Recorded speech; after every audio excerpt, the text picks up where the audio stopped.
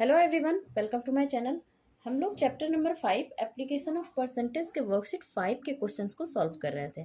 हमने last video में question number 6 तक सॉल्व कर लिया था। आज हम लोग क्वेश्चन नंबर 7 से स्टार्ट करते हैं, ठीक है। तो अगर आप लोगों ने मेरी वो वीडियो नहीं देखी है तो मेरे चैनल के प्लेलिस्ट में जाकर वो वीडियो देख सकते हैं, या फिर इस वीडियो के डिस्क्रिप्शन में आपको उसका लिंक मिल जाएगा, आप वहाँ भी देख सकते हैं। तो चलिए स्टार्ट करते हैं। देखिए क्वेश्चन नंबर 7 क्या कहता है। क्वेश्चन नंबर 7 में देखिए, Rahul borrowed rupees 50,000 from a bank on 1st March 2014 and paid rupees 53,150 on 6th October 2014. Find the rate of interest charged by the bank. तो देखो क्वेश्चन 7 में क्या कहा गया है कि राहुल ने किसी बैंक से, ठीक है ना, राहुल ने किसी बैंक से 50,000 रुपीज बोरो किए हैं, यानी उधार लिए हैं 50,000 रुपीज। तो देखो राहुल ने बैंक से कितने उधार लिए हैं, 50,000 रुपीज, यानी ये हमारा क्या हो गया, ये 50,000 आपका प्रिंसिपल हो गया, ठीक है ना। राहुल ने 50,000 रुपीज उधार लिए हैं, यानी ये प्रिंसिपल हो गया। और उसके बाद उसने देखो 1 मार्च 2014 को लिया था, ठीक है। और उसके बाद उसने 53,150 रुपीज 6 अक्टूबर 2014 को बैंक को पेड कर दिए, ठीक है। 1 मार्च 2014 को उसने 50,000 रुपीज उधार लिए हैं बैंक से, और 6 अक्टूबर को 53,150 रुपीज उसने पेड कर दिए।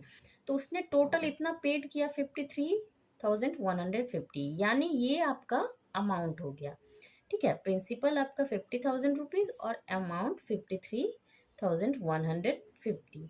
ओके, अब यहाँ देखिए हमें प्रिंसिपल मिला है, अमाउंट मिला है, और यहाँ टाइम पीरियड भी मिला हुआ है। देखो यहाँ टाइम पीरियड हमें मंथ या ईयर में नहीं दिया गया है, हमें कैलकुलेट करना है क्योंकि देखो यहाँ 1 मार्च 2014 को इसने उधार लिया और पेड किया है 6 अक्टूबर 2014 को, तो हमें यहाँ काउंट करना होगा, ठीक है। और उसके बाद देखो हमें रेट ऑफ इंटरेस्ट फाइंड करना है, क्योंकि देखो प्रिंसिपल है, अमाउंट है, यहाँ से हमें सिंपल इंटरेस्ट मिल जाएगा, ठीक है।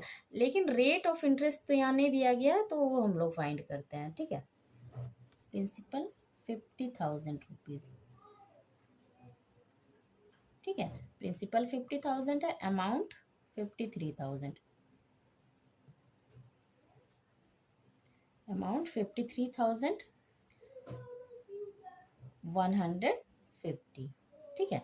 तो प्रिंसिपल हमें मिला है, अमाउंट मिला है, यहाँ से सिंपल इंटरेस्ट मिल जाएगा। सिंपल इंटरेस्ट का फॉर्मूला हम लोग जानते हैं, क्या होता है, सिंपल इंटरेस्ट इक्वल टू इस अमाउंट से प्रिंसिपल को माइनस कर देना है, अमाउंट माइनस प्रिंसिपल, ठीक है। तो अमाउंट देखिए 53,150 माइनस 50,000, ठीक है, इन दोनों को माइनस कर देंगे, तो माइनस करके हमें मिलेगा 3,150 रुपीज, ठीक है। तो ये हमारा सिंपल इंटरेस्ट मिल गया। अब हमें देखो टाइम दिया गया है 1 मार्च 2014 से 6 अक्टूबर 2014 तक, तो टाइम पीरियड यहाँ कैलकुलेट कर लेंगे।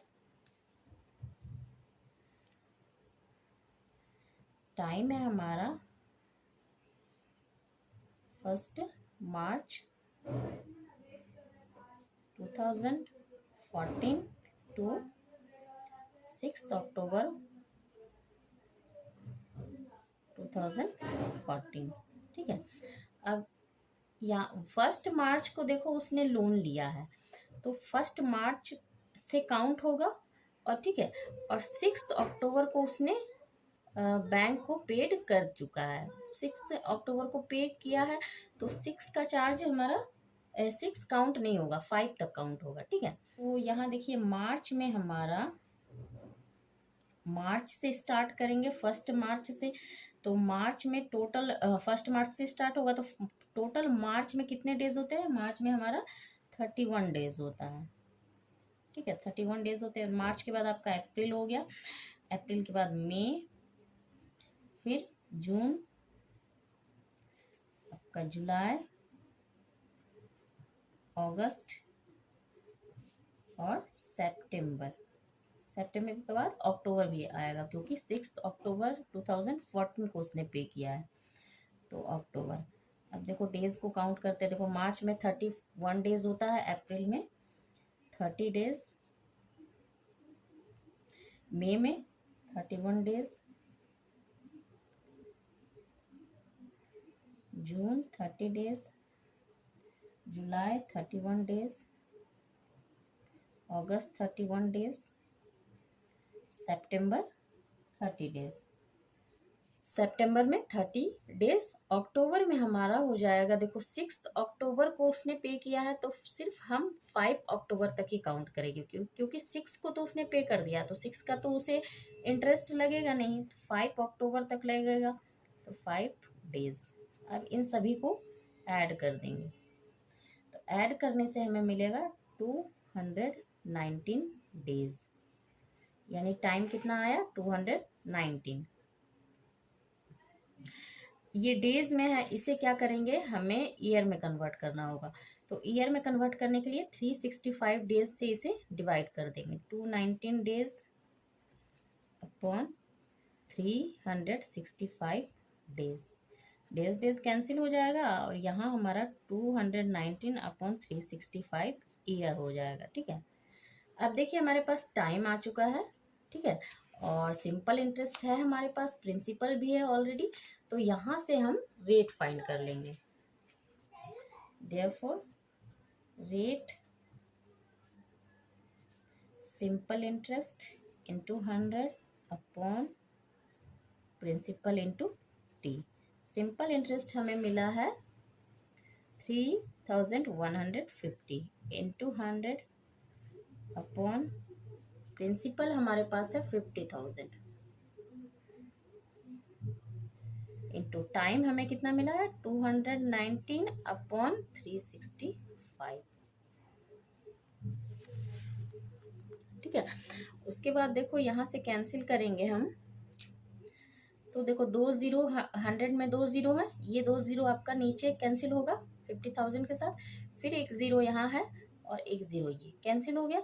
अब देखो 5 से 315 और 50 कैंसिल हो जाएगा, 5 से 50 कैंसिल होगा 10 टाइम्स, 5 से 315 कैंसिल होगा 63 टाइम्स। ठीक है, ऊपर देखो हमारा सिर्फ 63 रह गया है और नीचे देखो 10, ये 10 इंटू 219 और ये 365 आपका ऊपर चला जाएगा।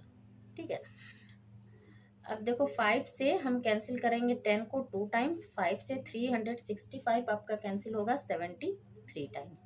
ठीक है, अब देखो 73 से 219 कैंसिल होगा 3 टाइम्स और इस 3 से 63 कैंसिल होगा 21 टाइम्स। तो यहाँ हमें आंसर मिलेगा 21/2%। ठीक है, और अगर इसे पॉइंट में आप अगर चेंज करो, 2 से अगर 21 को डिवाइड करेंगे तो 10 टाइम्स जाएगा, पॉइंट आपका 5 आएगा, 10.5%। ठीक है, ये आंसर आ गया हमारा, rate equal to 10.5%। Next question है, देखिए in what time will a sum of money double itself at 15% per annum. मतलब कि कितने समय में कुछ पैसे खुद के डबल हो जाएंगे 15% पर एनम इंटरेस्ट पे। यानी कि मान लो अगर सम ऑफ मनी यानी प्रिंसिपल मान लो 100 रुपीज़ है, तो उस पर अगर 15% रेट ऑफ इंटरेस्ट मिलेगा तो वो कितने समय बाद 200 हो जाएंगे। ठीक है, तो यहाँ देखो प्रिंसिपल दिया नहीं गया, यहाँ हम मान लेंगे कि प्रिंसिपल कितना है, लेट दी प्रिंसिपल हम लोग मान लेते हैं कि x है। ठीक है, तो x को हमने प्रिंसिपल माना, अब कह रहा है यहाँ क्वेश्चन में कि ये x रुपीज़ जो है ये इस पर अगर 15% का इंटरेस्ट आ रहा है तो ये कितने समय में डबल हो जाएगा, डबल यानी 2x। तो जो डबल होकर हमें मिलेगा वो क्या मिलेगा, वो अमाउंट मिलेगा। तो यहाँ अमाउंट हमारा हो जाएगा प्रिंसिपल का डबल, यानी प्रिंसिपल x है तो अमाउंट 2x। ओके, और देखो प्रिंसिपल अगर x है, अमाउंट 2x है, तो यहाँ से हमें सिंपल इंटरेस्ट मिल जाएगा। सिंपल इंटरेस्ट हम लोग जानते हैं क्या होता है, amount minus principal. Amount 2x है और प्रिंसिपल x है, यानी सिंपल इंटरेस्ट हमें मिलेगा x। और रेट दिया गया है 15%। तो रेट हमारा 15%, टाइम हमें फाइंड करना है। ठीक है, तो यहाँ से हम लोग टाइम का फॉर्मूला जानते हैं। टाइम इक्वल टू क्या होता है, time equal to simple interest into 100 upon principal into rate. ठीक है, तो सिंपल इंटरेस्ट देखो हमारा क्या आया, X into 100 upon P, principal को भी हमने एक्स माना है, रेट 15% है। अब देखो यहाँ एक्स एक्स कैंसिल हो जाएगा, 5 से 15 3 टाइम्स कैंसिल होगा, 100 20 टाइम्स। तो यहाँ हमें मिला 20 अपॉन 3 ईयर्स। ओके, ये टाइम हमें मिल गया है। और इसे अगर हम मिक्स नंबर में चेंज करेंगे तो देखो मिक्स नंबर में चेंज करेंगे, 3 से 20 को डिवाइड करेंगे तो 6 टाइम्स डिवाइड जाएगा, 3 6 18 और 2 रिमाइंडर बचा, ये ईयर्स में हमें मिल गया 6 2 अपॉन 3 ईयर्स। यानी अब देखो 6 ईयर्स और प्लस 2 अपॉन 3 ईयर्स, तो 2 अपॉन 3 ईयर्स को क्या करेंगे, मंथ में चेंज कर लेंगे हम। 6 देखो ये इसे हम कैसे करेंगे, 6 ईयर्स प्लस, इसका मतलब हुआ 6 2 अपॉन 3 ईयर्स, मतलब 6 years plus 2 upon 3 years, 2 upon 3 years. ठीक है, 6 ईयर्स प्लस 2 अपॉन 3 ईयर्स। अब देखो 6 ईयर्स तो 6 ईयर्स ही रहेगा, और 2 अपॉन 3 ईयर्स मतलब इसे अगर मंथ में चेंज करेंगे तो 2 अपॉन 3, मंथ में चेंज करने के लिए 12 से मल्टीप्लाई कर देंगे। ठीक है, 12, तो ये ईयर जो है मंथ में चेंज हो जाएगा। 3 से देखो 12 को कैंसिल करेंगे, 4 टाइम्स जाएगा, यानी यहाँ हमारा आंसर आएगा 6 ईयर्स, 2 इंटू 4 8 मंथ्स। यहाँ मंथ्स हो जाएगा, यहाँ ईयर 12 से मल्टीप्लाई करने से यहाँ मंथ आएगा, तो 2 इंटू 4 8 मंथ्स। ठीक है, यानी टाइम हमें क्या मिला, टाइम 6 ईयर्स 8 मंथ्स। ठीक है, नेक्स्ट क्वेश्चन देखिए, question number 9, in what time will the simple interest on ₹400 at 10% per annum be the same as the simple interest on ₹1000 for 4 years at 4% per annum। यानी यहाँ देखो क्या कहा गया है, यहाँ दो केस एक तरह से दिया गया। फर्स्ट केस में आप देखो कि कितने समय में सिंपल इंटरेस्ट ₹400 पर 10% के रेट पे सेम होगा, किसके, तो सेकेंड जो केस है ₹1000 principal, time 4 years and rate 4% के, यानी ये दोनों केस में सिंपल इंटरेस्ट इक्वल होगा। ठीक है ना, फर्स्ट केस में देखो यहाँ प्रिंसिपल ₹400 है और रेट 10% है, टाइम नहीं दिया गया, सिंपल इंटरेस्ट नहीं दिया गया। और सेकंड केस में आप देखो सिंपल इंटरेस्ट आपको फाइंड करना है, प्रिंसिपल दिया गया है ₹1000, टाइम 4 ईयर्स, 4% रेट दिया गया, लेकिन ये दोनों केस में सिंपल इंटरेस्ट इक्वल होना चाहिए। तो यहाँ देखो हम लोग ना इसे क्या करेंगे, केस 1 केस 2 करके सॉल्व करेंगे। केस 1 में देखो हमारा है, देखो फर्स्ट वाला जो स्टेटमेंट है, इन what time will the simple interest on ₹400 at 10% per annum, यानी यहाँ 400 क्या है, प्रिंसिपल, तो फर्स्ट केस में प्रिंसिपल हमारा है ₹400। ठीक है, फर्स्ट केस में प्रिंसिपल ₹400 और रेट हमारा है 10%। ठीक है, और टाइम नहीं दिया गया है, देखो यहाँ कहा गया इन व्हाट टाइम, टाइम नहीं दिया गया, तो टाइम हमारा व्हाट होगा। अब यहाँ से देखो सिंपल इंटरेस्ट मिल जाएगा, तो simple interest equal to P into R into T upon 100। तो यहाँ देखो प्रिंसिपल हमें क्या मिला है, प्रिंसिपल हमारे पास है ₹400, रेट 10% इंटू टाइम, टाइम नहीं दिया गया तो टाइम को टी ही रखेंगे, और नीचे हमारा 100। ठीक है, अब देखो जीरो यहाँ जीरो कैंसिल, 10 का जीरो, फिर एक जीरो यहाँ, एक जीरो कैंसिल, यहाँ हमारा मिलेगा 40 इंटू टी, 40t, यानी सिंपल इंटरेस्ट को हम 40t में रखेंगे फर्स्ट केस में। अब देखो सेकंड केस, ठीक है, सेकंड केस में देखो यहाँ क्या है, simple interest on 1000 rupees principal है, तो प्रिंसिपल आपका 1000 रुपीज़। ठीक है, time 4 years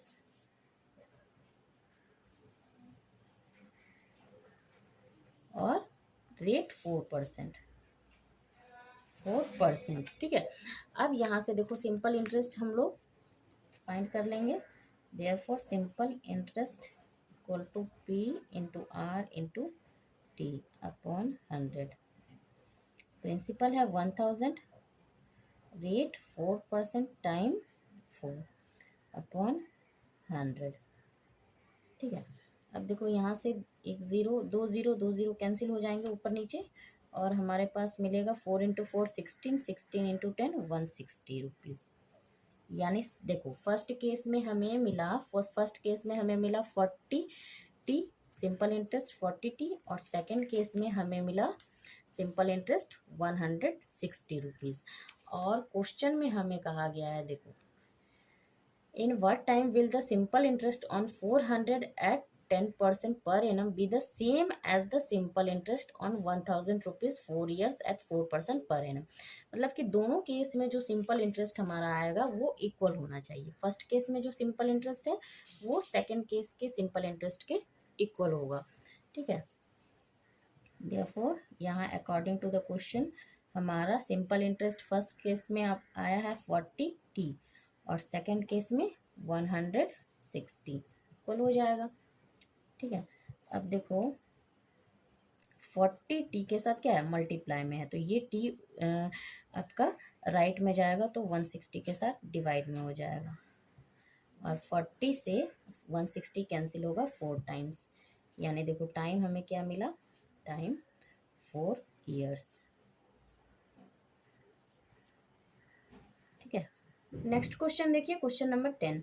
mister Jain donates 1 lakh rupees to a school and the interest on it is to be used for awarding 5 scholarship of equal value. If the value of each scholarship is ₹1500, find the rate of interest। तो देखो यहाँ क्या कहा गया है कि mister Jain जो है वो किसी स्कूल में 1 लाख रुपीज़ डोनेट करते हैं। ठीक है, किसी स्कूल में वे 1 लाख रुपीज़ डोनेट करते हैं, और उस 1 लाख रुपीज़ पे जो इंटरेस्ट आता है, ठीक है, जो इंटरेस्ट आता है उस इंटरेस्ट को क्या किया जाता है, एक 5 स्कॉलरशिप्स में इक्वली डिस्ट्रीब्यूट किया जाता है। यानी देखो इन्होंने मिस्टर जैन जो स्कूल को जितने रुपीज़ डोनेट करते हैं 1 लाख रुपीज़ डोनेट करते हैं, तो स्कूल वाले देखो अपने पास तो पैसे नहीं रखेंगे, पैसे हमेशा बैंक में रखे जाएंगे और बैंक से ही इंटरेस्ट आएगा। इंटरेस्ट देखो स्कूल में पैसे रखने से इंटरेस्ट तो आएगा नहीं। यानी मिस्टर जैन ने जो पैसे डोनेट किए हैं स्कूल को 1 लाख रुपीज़, स्कूल वाले ने 1 लाख रुपीज़ को क्या किया है, बैंक में रख दिया है, और बैंक से जो इंटरेस्ट आता है 1 लाख रुपीज़ पर जितने इंटरेस्ट आएगा उससे क्या किया जाता है, 5 स्कॉलरशिप्स में इक्वली डिस्ट्रीब्यूट किया जाता है। यानी मान लो कि अगर 1 लाख रुपीज़ पर 500 रुपीज़ इंटरेस्ट आ रहा है तो उस 500 रुपीज़ को 100 करके 5 स्कॉलरशिप में डिस्ट्रीब्यूट किया जाता है। अब नेक्स्ट देखो क्या है, if the value of each scholarship is 1500 rupees find the rate of interest. तो अगर ईच एक स्कॉलरशिप यानी हर एक स्कॉलरशिप्स को 1500 रुपीज़ दी जाती है स्कॉलरशिप के तौर पे, तो रेट ऑफ इंटरेस्ट कितना होगा। यहाँ देखो कि यहाँ हमें प्रिंसिपल दिया गया है 1 lakh rupees. Okay, 1 lakh rupees वो डोनेट कर रहे हैं, यानी प्रिंसिपल हमारा 1 लाख रुपीज़ है। यहाँ रेट नहीं दिया गया है, और यहाँ क्या दिया गया है, एक चीज़ और देखो, टाइम भी नहीं दिया गया है। लेकिन आप यहाँ देखो कि अगर ये स्कॉलरशिप पर ईयर दिया जाएगा, हर साल दिए जाते हैं, तो यानी आपका टाइम उस 1 साल के बाद ही ये जो 1 लाख रुपीज़ बैंक में ये लोग फिक्स करेंगे, वो 1 साल पर ही उसमें इंटरेस्ट आएगा। तो 1 साल पर जो इंटरेस्ट आएगा वो ही स्कॉलरशिप के तौर पे डिस्ट्रीब्यूट किया जाएगा। यहाँ हमारा प्रिंसिपल हो जाएगा 1 लाख रुपीज़,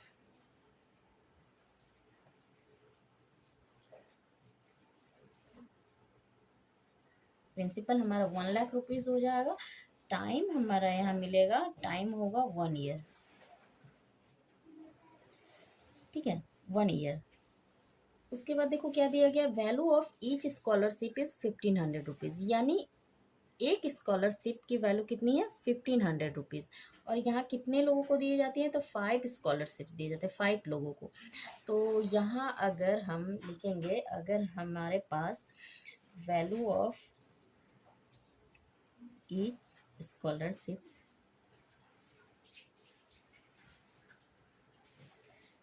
एक स्कॉलरशिप की वैल्यू कितनी है, 1500 रुपीज़। तो इस तरह से वो कितने 5 स्कॉलरशिप डिस्ट्रीब्यूट किए जाते हैं, ठीक है, 5 स्कॉलरशिप दिए जाते हैं। तो यहाँ होगा वैल्यू ऑफ 5 स्कॉलरशिप, ठीक है। 5 का क्या होगा, अगर एक को 1500 रुपीज़ मिलेगा तो 5 को 5 इंटू 1500। तो यहाँ अगर 5 इंटू 1500 को मल्टीप्लाई करेंगे तो यहाँ मिलेगा हमें 7500 रुपीज़, ठीक है। यानी स्कॉलरशिप कितना मिला, 7500 रुपीज़। यानी ये क्या हो गया, ये सिंपल इंटरेस्ट हो गया, क्योंकि इतना ही इंटरेस्ट आ रहा है, जो इंटरेस्ट हमारा बैंक से आ रहा है उसे ही डिस्ट्रीब्यूट किया जा रहा है स्कॉलरशिप के तौर पे। तो स्कॉलरशिप, टोटल स्कॉलरशिप कितना आया है, 7500 रुपीज़। यानी ये क्या हो गया, ये ही सिंपल इंटरेस्ट हमारा हो गया, ठीक है। 7500 रुपीज़ ये इंटरेस्ट हो गया, सिंपल इंटरेस्ट हो गया। तो देखो अब हमारे पास क्या है, प्रिंसिपल है, टाइम है, सिंपल इंटरेस्ट है, रेट हमें मिल जाएगा, ठीक है। देयरफॉर रेट हमारा होगा simple interest into 100 upon P into T, principal into time. अब देखो सिंपल इंटरेस्ट आया है 7500 इंटू 100 अपॉन प्रिंसिपल हमारा है 1,00,000 रुपीज़ एंड टाइम 1 ईयर, ठीक है। तो यहाँ से देखो 2 ज़ीरो यहाँ है, 2 ज़ीरो कैंसिल, ये 2 ज़ीरो, ये 2 ज़ीरो कैंसिल, और ऊपर आपका आया है, रह गया है 75, और नीचे रह गया है देखो 10, ठीक है। तो रेट हमें क्या मिला है, देखो 75/10, और नीचे देखो 10 है, 10 है नीचे, यानी आपका डेसिमल, अगर इसे डेसिमल में कन्वर्ट करेंगे तो ये हमें मिलेगा 7.5%, ठीक है। क्योंकि नीचे 1 के साथ एक ज़ीरो है तो एक डिजिट आगे डेसिमल जाएगा, यानी रेट हमारा कितना हुआ, 7.5%।